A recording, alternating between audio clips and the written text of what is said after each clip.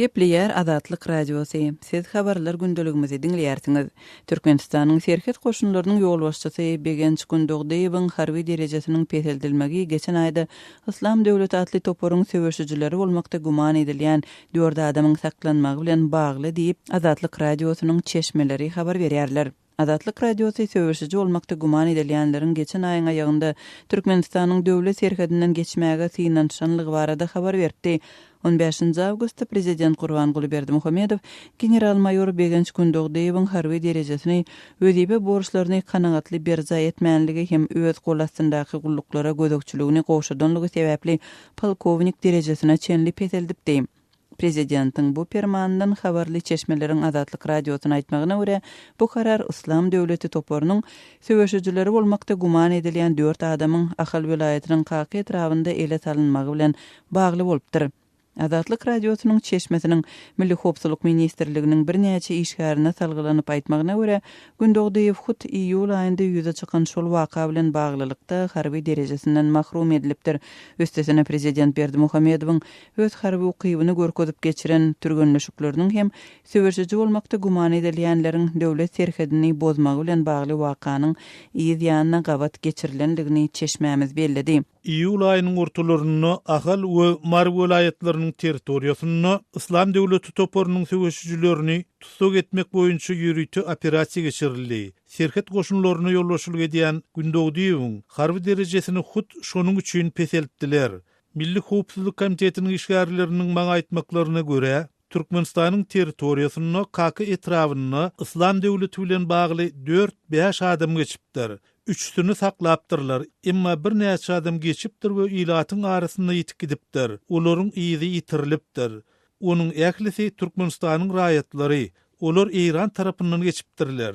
Prezidentiň gatnaşmagynaky duýdansyz harby türgenleşiklerim şol waka bilen bagly bolupdyr. Mundan 2 hepde geçen soň onuň serhet goşunlaryny ögenligine garamazdan ol general Gündogdaýewi polkowniklik derejesine çenli peseltdi. Diýip bu ýagdaýdan ygtybarly çeşme Azatlyk Radiosyna gurrun berdi. Iýul aýynyň aýagynda Azatlyk Radiosy Türkmenistanyň Iran we Awganistan bilen serhetlerinde hususanda Awganistanyň Demirgazagyndaky Herat vilayatyndan söwüşçü bolmakda guman edilýän adamlaryň Türkmenistanyň territoriýasyna geçenligini Gorunmak Ministrligindäki çeşmesine talgylanyp habar berdi. Söwüşçü bolmakda guman edilýänleri saklamak boýunça şol operasiýa özüniň hem gatnaşanlygyny aýdýan ofiseriň sözlerine görä, Türkmenistanyň harby aňtaw gulluklarynda soňky aýlarda türkmen topragyna söwüşçü bolmakda guman edilýän onlarça adamyň geçenligi barada hem maglumatlar bar. Azatlyk Radiosu Türkmenistanyň ýaragly güýçleriniň ofitseriniň Islam Döwleti toporynyň söwüşçüleri bolmakda guman edilýänleriň ele salynmagy baradaky maglumatlaryny beýleki garaşsyz çeşmelerden tasdikladyp bilmedi.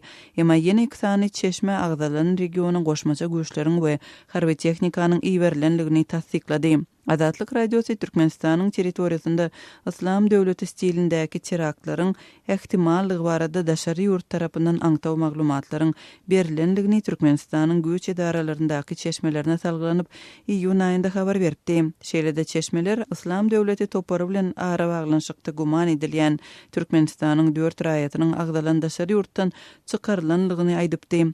Bellemeli ýeri Türkmenistanyň serhet goşunlaryna 2016-njy ýylyň mart aýynda ýolbaşçy bellenen Begenç Gündogdaýewiň harby deresesinden mahrum edilmegi ilkinji gezekdäl. Gündogdaýewiň 2011-nji ýylda Gorunmak ministri bolan döwründe onuň wezipe borçlaryny kanagatly berja etmänligi sebäpli harby deresesi peseldilipdi. Şol döwürde prezidentiň gaharlanmagyna hawadan şäherinde ok däri saklanýan skladda dören partlama sebäp bolupdy. Resmi maglumaty görä 2011-nji ýylyň 7-nji iýulynda hawadanda bolan partlama zerarly 15 adam wepat bolupdyr.